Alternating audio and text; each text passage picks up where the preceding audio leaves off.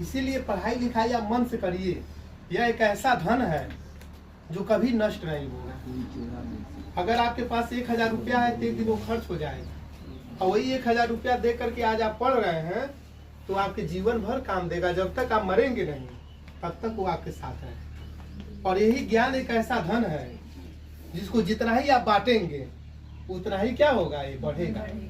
बाकी अन्य जितना भी धन है उसको संभालना पड़ता है, लेकिन ज्ञान को संभालना नहीं पड़ता। आइए एक बार और मैं रिवाइज कर दे रहा हूँ।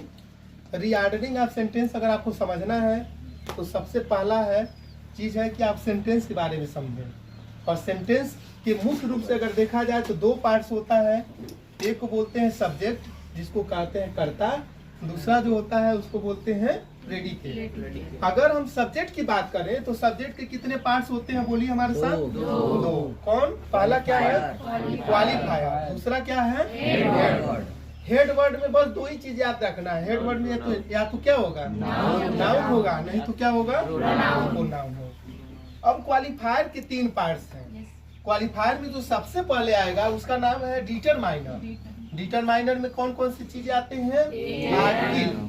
आर्टिकल 3 होते हैं। कौन कौन? एन और द। उसके बाद आता है एडजेक्टिव। एडजेक्टिव जानते हैं कि किसी के आएगा तो उसकी विशेषता बताएगा तो एडजेक्टिव हो जाएगा, और एडजेक्टिव फ्रेज होगा।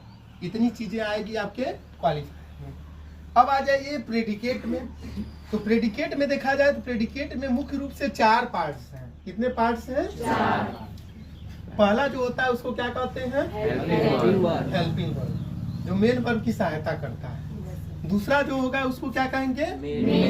मुख्य क्रिया।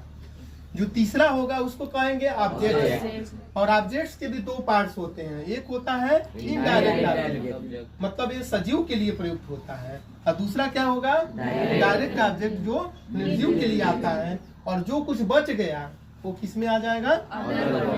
तो मुझे उम्मीद है कि अगर ये चार्ट आपको क्लियर है तो कोई भी सेंटेंस के क्रम को इधर उधर बिगाड़ करके दिया जाएगा तो आप उसको सिस्टमेटिक क्रम में कर देंगे, चाहे वो सब्जेक्ट पार्ट का हो चाहे वो प्रेडिकेट पार्ट का हो। क्लियर? अब आइए कुछ हम लोग इसका प्रैक्टिस करें।